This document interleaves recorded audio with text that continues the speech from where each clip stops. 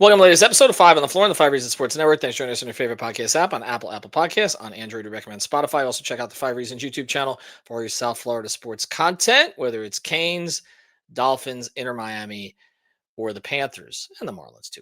Also, check out Off the Floor. That's our Discord server. That's $2.99 per month. The link is right here in the description. You want to be subbed there. We're going to start promoting this even more because honestly, I'm tired of putting stuff on Twitter. Okay, we're going to take everything from Twitter. We're going to put it here. This is where you get everything behind the scenes. This is where you get away from the trolls. If there are trolls, we weed them out for you eventually. So check it out. It's Off the Floor, 10 different channels and the stage shows. This is the place for the most heat, information, and conversation. The place for fantasy, that's Prize Picks. Use the code 5, F-I-V-E. Play across the sports spectrum, legal in the state of Florida. Put down your $5. You get $50 in free lineups. Why am I doing better on NFL than NBA lately? I'm not sure. Anyway, use the code 5, F-I-V-E. Put down your 5. Get your 50 to play right away. And now, today's episode. Uh-oh. Yeah. It's Mercy.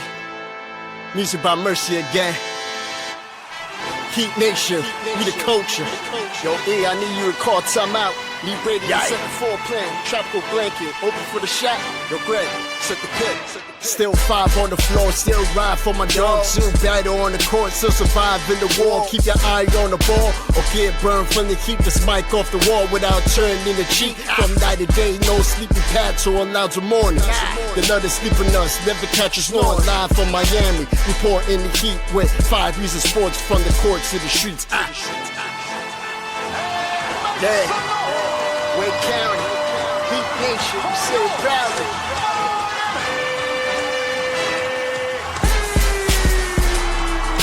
Welcome to 5 on the Floor, a daily insider show on the Miami Heat and the NBA, featuring Ethan Skolnick, Greg Sylvander, Alex Toledo, Brady Hawk, and others from the 5 Reasons Sports Network.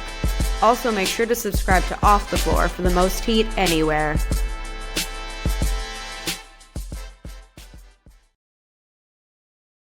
All right, welcome back to 5 on the Floor. Here's today's floor plan. I'm Ethan Skolnick. You can follow me at Ethan J. Skolnick and 5 Reasons Sports. I got Greg Sylvander. You can follow me at Greg Sylvander. Check out the episode that I did with our guy Adele, where we went through the Heat's recent drafts, and pretty much they have hit on every pick since 17 that they've had, way above and beyond, with the exception of Precious, who actually was drafted in the proper slot. It's just that there were 2 guys drafted after, but he was drafted. His production is to the level of in the NBA is to the level that they picked him in that particular draft. And then Jovic, who we're waiting on, and Cass, who we're waiting on. But Jovic is even ahead of his draft slot, even with the recent setbacks. So, and Kasparis Yakachonis is lighting it up in G League now. He's played better and better with each game, and we expect he will come eventually. Okay, so we're going to talk about something else, though. Greg and I, the Heat are about to play Detroit on Saturday night. We're recording this on Friday afternoon. The news came in that Jaime Jaquez Jr. missed practice with a groin strain. I'm expecting him to be listed as questionable, likely a game-time decision type situation.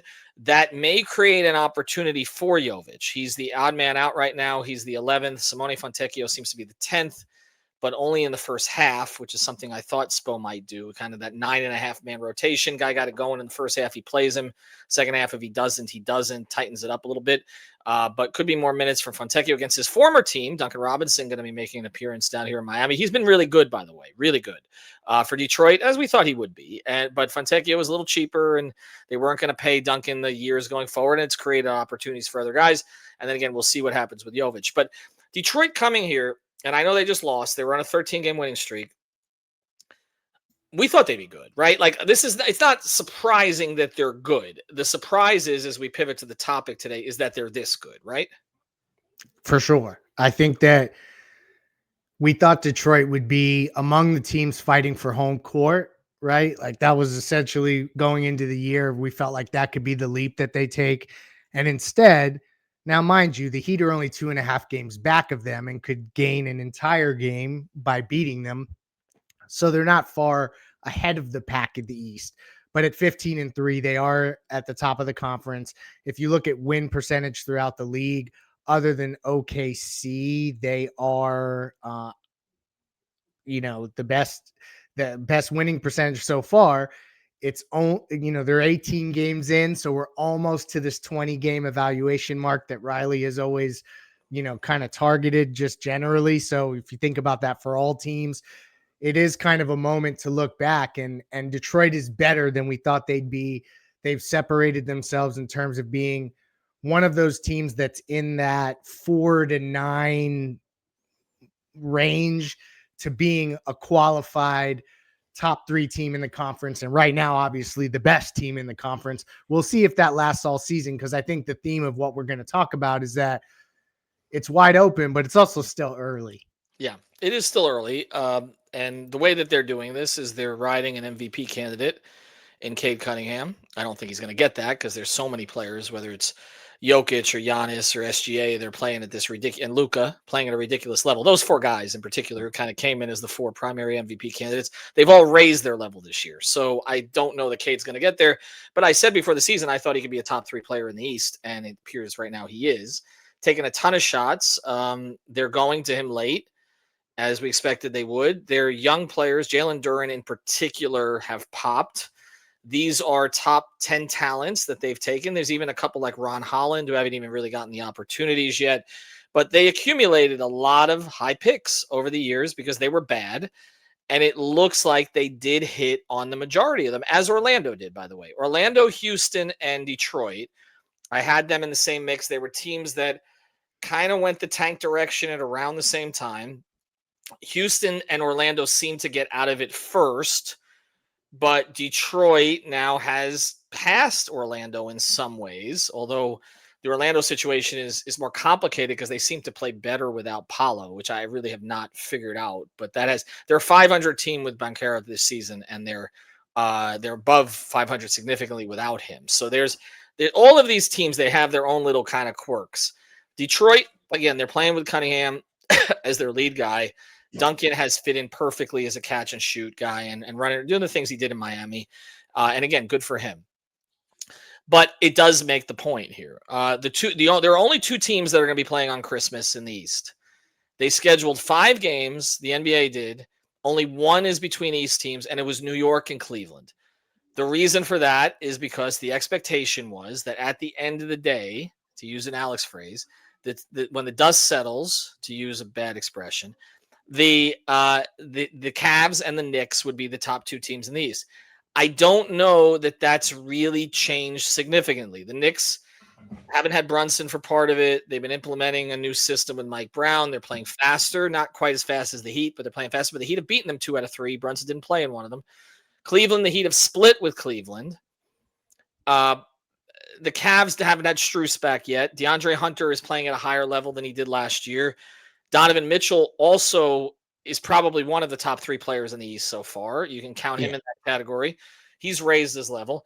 I don't think they're less imposing than they were last year, but I think both you and I thought, and others thought, that the Knicks and Cavs have holes. They're not dominant teams. They're good teams with a lot of good players, but they're not dominant. So you take those 2, let's set them to the side. Okay. The team Indiana that advanced to the finals last year is cooked. The other teams that we thought, because of injuries and other things, the other teams that we thought would be bad, Charlotte, Washington, Brooklyn, they're bad. And Orlando, again, is kind of in this weird place where they haven't really figured themselves out. They were defensive identity last year. They've tried to open up under Jamal Mosley. They're kind of in this weird space. Philadelphia can't get everybody healthy. They need to pivot away from Embiid and George. I don't think they're a threat. And then so you're really looking at Detroit and Toronto, which is the shocker to me more than Detroit in terms of teams that have really popped here. And I don't know what Toronto is. Brandon Ingram has emerged as their lead player. They still have Scotty Barnes. They have Quickly. Barnes is playing awesome, by the way. Barnes is playing awesome. They have RJ Barrett. But again, they haven't gone very far. And I'll just ask you, if you look at this in context, Greg, and the fact that the 2 established teams that we thought, New York and Cleveland, are good, but not dominant. And then these other 2 teams that have emerged above the Heat so far, Detroit and Toronto, haven't proven anything. in the postseason. I mean, Detroit made it. They lost been 7 to the Knicks last year. Toronto, we didn't expect to be in the postseason. Does that mean this is the time to go for it? And then we'll get into the second half of this episode. What exactly does that mean? Nobody in the East is scary, including the Heat, frankly. And I think that the Heat's style of play and the way that they've been so high octane on the offensive end for most of the season so far has made them feel at times like I guess this is what I mean. They've looked as good as any of the teams in the Eastern Conference, inclusive of Detroit in moments, right? But obviously Detroit's atop the conference, but I don't trust Detroit, Toronto. Those are two teams that still have to go through pain. I have this philosophy on the playoffs, and I think that teams, when you build like a core group has to go through some pain before they break through. It's just the way it goes. It's been my experience as a Heat observer for so much time. And I just think that that's kind of the rite of passage. And so that's why to me, it felt like Cleveland or New York they felt enough pain lately that maybe they could break through. I had New York actually coming out of the East when we did our predictions as a network, but it does beg the question, when none of these teams are scary, like that reeks of an environment where if the Heat have anything that resembles a shot, and so far they definitely have a shot, it's definitely the type of climate where historically the Heat have looked to pounce in these scenarios where there's not like a guy atop the conference that you're like, how the hell am I going to get through LeBron James? And even in those circumstances, Ethan, they've still tried to go for it. Like that hasn't stopped them. But this is particularly a year where there's like Joker's not in the East, and that's helpful. No. Well, the best player in the East has a garbage team around him. Correct. And Giannis. And we saw that garbage team push the Heat to the buzzer. But again, the Heat are working through some things right now. And we'll see if Giannis plays tonight, actually, because that impacts the Heat. That's that NBA. And you may be listening to this on Saturday, so it might have already happened. But if Milwaukee beats New York, then the Heat advances in the NBA Cup. But Giannis is still questionable and don't know if he's going to play yet. It feels like no, but we'll see. But that's the biggest thing is the player who is up top the conference in terms of, I don't think anybody would argue that Giannis is not the best player in the conference. He doesn't have anything around him. And so that does make things more open than when you were looking at LeBron, who never had a team as bad as Giannis has had here. I know people are going to talk about he took that 07 team to the finals, and that team was Boobie Gibson and all the rest of this. But this is a categorically bad team. Ryan Rollins might be their second best player, actually, and he's emerged out of nowhere. So I just don't buy the Bucks, and that's why I think ultimately things are going to go south with Giannis in Milwaukee, which is one of the reasons, and we'll get to this on the other side, I would not jump at certain things right now. There's a second reason that I would not jump at other things right now, and that's a team that's in the Western Conference. But we'll touch on that in a second. Before we do, you know what? You should jump on this phone number, particularly get it in your pocket, on your phone, in case you have a car accident. It's our friends over at 305-800-PAIN. That's 305-800-PAIN. The brand is the number. The number is the brand, based in Doral. Car accident, slip and fall, anything else, they will get you to the right attorney. Again, good folks down there speak Spanish. So if that is your primary language, they can work through it that way. And again, they're available 24/7. They'll get you to the right attorney. So reach out to them, 305-800-PAIN. That's 305-800-PAIN. Again, the phone number is the brand. It's easy to remember. And this is the call that you want to make. Okay, let me get to the first part of this, okay? It's one thing to say you can compete in the East, and it's another thing you can say you compete for a title. I don't know where that goes into the thinking, but OKC is 18-1, I believe, and they are getting their second best player back tonight, who has not played the entire season. They also have potentially 3 lottery picks that are not their own for this upcoming draft. They own 7 other picks, I believe, in the next 3 years. I am not saying you throw in the towel. Anything can happen. The OKC team with Durant, Harden, and Westbrook and Ibaka looked inevitable, and it was, in fact, not inevitable to win a championship. So you don't just pack it in. But before we get into kind of whether or not you'd make any kind of a move here or consolidation trade or push forward because you think you got a chance to win the East, does the fact that you probably can't win the whole thing against an OKC, a Denver, or Houston, or one of these other teams that comes out of the Western Conference? I mean, if one of those teams is good enough to beat OKC, then they're probably good enough to beat you. I know matchups matter, but still, does that impact your thinking at all?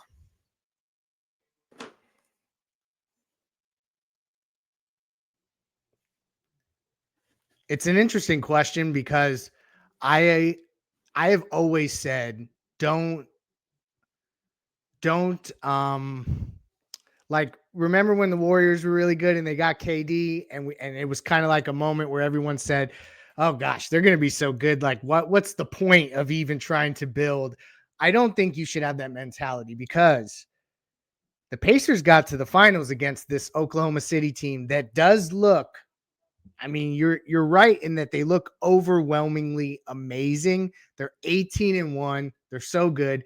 But the Pacers took them to 7, and had Halliburton not get injured, they could have stole that series, and it would be a stolen series in that the Indiana was clearly not as talented as SGA and that top to bottom roster that is so talented.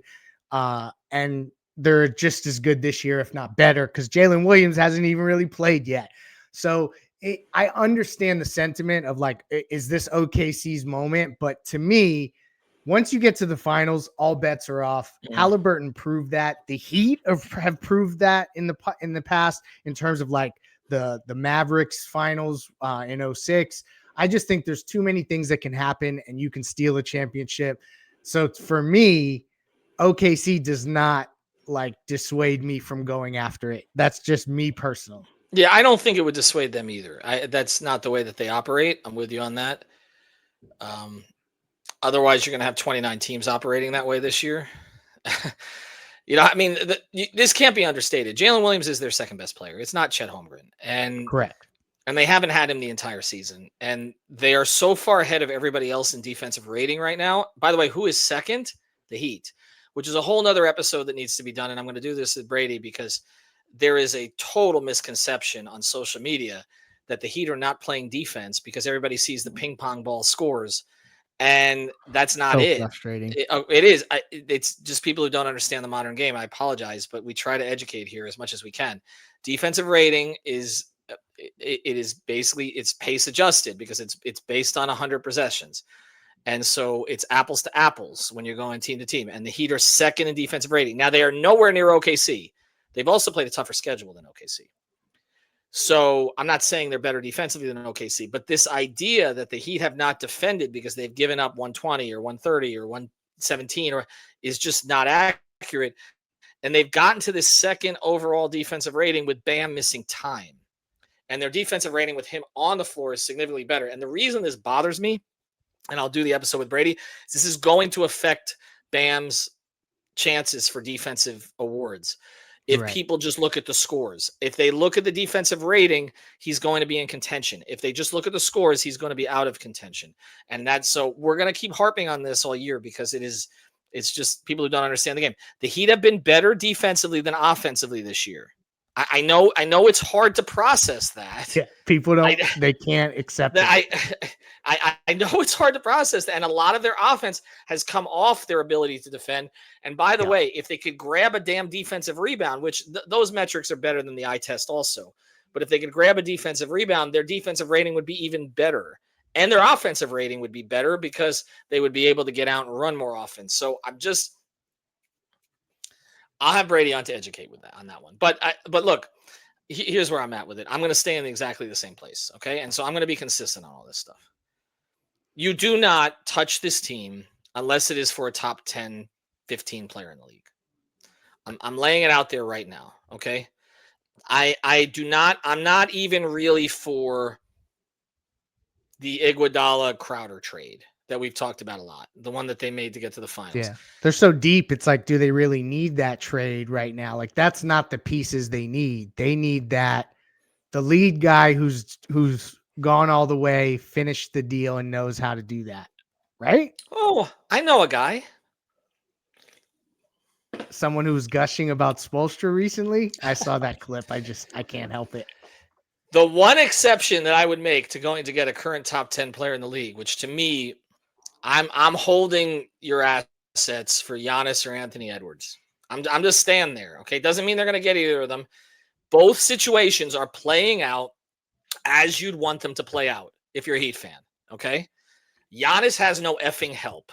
We said this before the season. He is in the prime of his career. He's 30 years old. Okay. He can still carry a team to the finals, particularly in the East, if he has a team. You could, I'm not saying it's going to happen. Again, if OKC wants Giannis, they're getting Giannis. Okay. They trade all the picks. Okay. And just keep their core three. And also, OKC is also benefiting that Jalen Williams was out. This is how ridiculous this is. He's missed this time, which means he's not eligible for All NBA this year. He was third team All NBA, which means he's not eligible for the Supermax Max, which actually saves OKC money under the aprons. So they're not even going to go into the aprons. Okay. So, and they've been historically cheap. That's why they lost Harden. So like everything is working in their favor. Okay. Take them out of the equation. If they want to trade for Giannis, they'll get Giannis. But if they don't, okay, the Heat could trade 3 or 4 of these rotation players, get Giannis, and picks, okay? Get Giannis. Again, I'm not going to do all the math. Alex and I were playing around with it at the game the other night. And they still would have a far superior supporting cast to Giannis than what he has in Milwaukee. So I am not trading for a Trae Young or a John Morant or a Zion Williamson or a DeMontis Sabonis or what the F is this about DeMar DeRozan again? Okay, Brett Siegel, please stop. Stop including the Heat in that conversation. I know they've been in this. The Heat. You don't talk to the Heat, buddy. What do the Heat need DeMar DeRozan for right now? Yes, if he would have come and taken that $5.8 million a couple years, sure, would have been an upgrade. What is DeMar DeRozan? DeMar DeRozan slows down the game. This is what you want right now? Okay, I know he had a big dunk the other night, but like he slows down the game. Stop it. Okay, you're not making that kind of trade right now. That's not where they're at. Anthony Davis? You are waiting for things to implode. That's the one we talked about, but $62 million a year? It's a lot. When he's going to play under 62 games? I get it. He's the move that they would make. He's the, I hate to say intermediary move, okay, that they would make. He's not a top 10 player anymore because he doesn't play enough. He can be, but he's also has not been good in the postseason with the except really since he made every mid-range shot against the Heat in the bubble. He hasn't. So there are two guys. You're waiting for two situations to implode. Minnesota is not coming out of the West. Ant might lose in the first round. I don't think so, as long as they get to like a 4 or 5 seed. But if they're a 6 seed, they're losing in the first round, and they could be a 6 seed. Right now, they're kind of 7th like right now. Right, only 2 games above 500 in a really cutthroat Western Conference. And let's also remind everyone that the San Antonio Spurs are coming in the West as well. Right, and whenever Wemby comes back, right, and that conference is split where like the bottom 7 teams are not very good. Okay. Because Memphis is in the spot right now. They're not very good, and yet they're in a play-in spot. The bottom of the West is not good this year, but the top is elite. And I don't think they're getting past Denver, OKC, Houston, maybe not the Lakers. And, the Clippers are bad. Dallas is bad, right? Those were 2 teams that have sunk to the bottom. But I don't think they're getting past those teams. So if he loses in the second round, which I think is probably their ceiling, I don't think it's the conference finals this year. The volume. That's what you're waiting on. Like, do you want to give up picks and good young players for a slight upgrade potentially now, and then you can't get in the game for Giannis or Ant? Like, I don't think that's worth it. Like, why get married if Jessica Alba might want you, Greg? I'm sorry, I had to throw that one in. It's a rare circumstance where I guess this is what's funny about the NBA, Ethan, is that like if we had this podcast topic in August, we would have thought that the Heat had no depth and that there was so many issues with the roster and that the roster construction was just a hodgepodge of this and that and so many uncertain young players. And now we're talking about like keeping the group together except for a select few players in the conference. So I guess it also is an exercise in understanding how fast all this stuff can change. But is it really just you're not going to break this team up or go in for like some of these mid-tier stars? Is LeBron the only exception then? Okay. We'll give this 3 minutes, okay? Because I know you got to run. Yes, he is, and he is for a bunch of reasons. Do I think it's going to happen? No. They like Wiggins. Obviously, Wiggins is not at LeBron's level. Wiggins, Jovic, and a pick would work, by the way, I believe. Now, again, would they do that? I mean, would they want Jaime? Jaime doesn't. Well, the other problem is Jovic wouldn't work now. I'm sorry, because the extension is not kicked in yet. So I shouldn't say that. There's more stacking that would need to be done. Yeah. And Hawkins' contract has not blown up. Look, I'm partial LeBron. I'm always going to be. He is gushing about the Heat. This is not really new. I've said that his feelings towards the Heat changed a while ago. I was with him the year after he left. It's changed a lot. He's been quoting Spo and Riley in a whole bunch of different ways. But it's the way he talks about him now.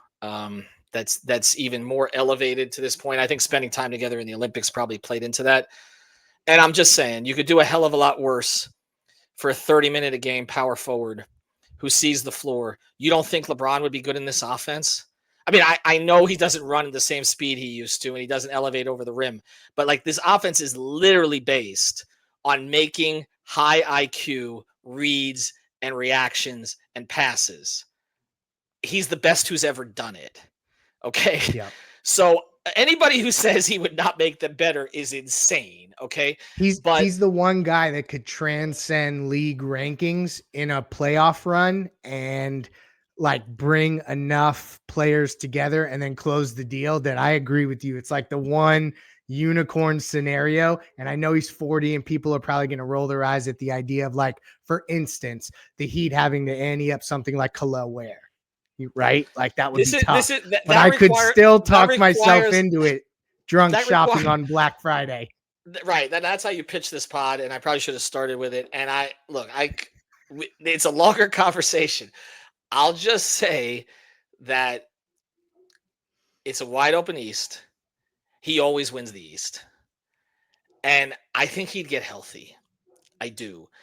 Knowing him and his team, not the Lakers, but his team, I think a lot of this stuff would clear up. I think Mike Mancias would get him right. The Heat took on Jimmy, who was much more problematic for them behind the scenes than LeBron ever was. It's not even close. The stuff with Pat's been patched. There really isn't a problem with the Harrisons. It's a 1 year run too, right? It feels like that. And look, I've said if he's going to go anywhere else, it should be one of the two places he's been before. Either close it in Cleveland or close it in Miami if it's not going to be with the Lakers, and put the loop on your career. And winning in Miami, they haven't won since he left. There would be impact to that, legacy impact to that, right? Like, he had to come back for them to win. I don't know if the Heat would want that. Okay, that I wouldn't like to talk about that, but yeah. No, but I know what appeals to him. Okay, and I just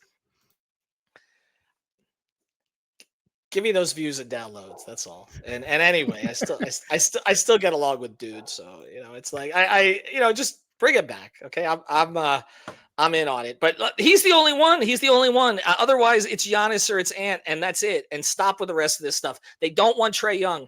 I don't want LaMelo Ball. Domantas Sabonis doesn't defend anybody. Zion Williamson in Miami? Are you freaking kidding me? Stop it. Okay, Ja Morant is the third least efficient player in the NBA this season. They draft too well.